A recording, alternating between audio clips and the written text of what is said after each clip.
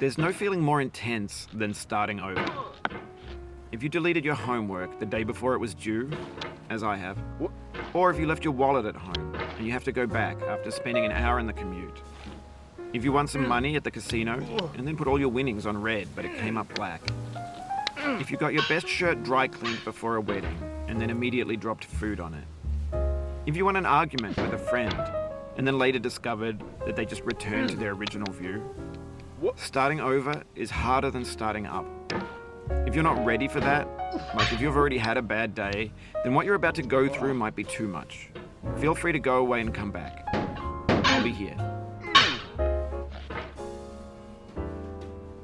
Alright, thanks for coming with me on this trip. I'll understand if you have to take a break at any point. Just find a safe place to stop and quit the game. And don't worry, I'll save your progress, always, even your mistakes. This game is a homage to a free game that came out in 2002 titled Sexy Hiking. The author of that game was Jazuo, a mysterious Czech designer who was known at the time as the father of B games. And B games are rough assemblages of found objects.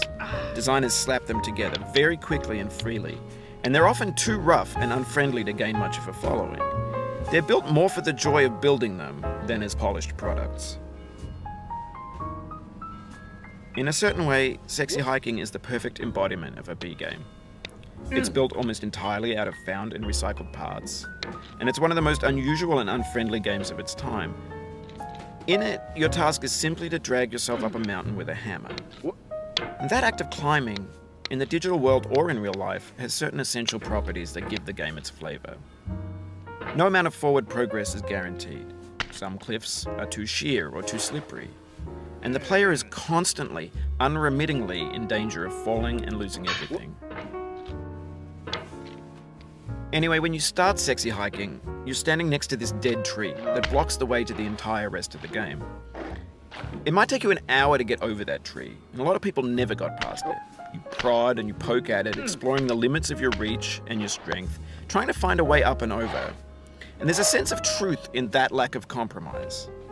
Most obstacles in video game worlds are fake. You can be completely confident in your ability to get through them once you have the correct method or the correct equipment or just by spending enough time.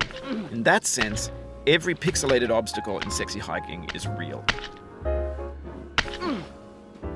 The obstacles in Sexy Hiking are unyielding, and that makes the game uniquely frustrating. But I'm not sure Jazuo intended to make a frustrating game. The frustration is just essential to the act of climbing, and it's authentic to the process of building a game about climbing. A funny thing happened to me as I was building this mountain. I'd have an idea for a new obstacle, and I'd build it, test it, and it would usually turn out to be unreasonably hard. But I couldn't bring myself to make it easier. It already felt like my inability to get past the new obstacle was my fault as a player rather than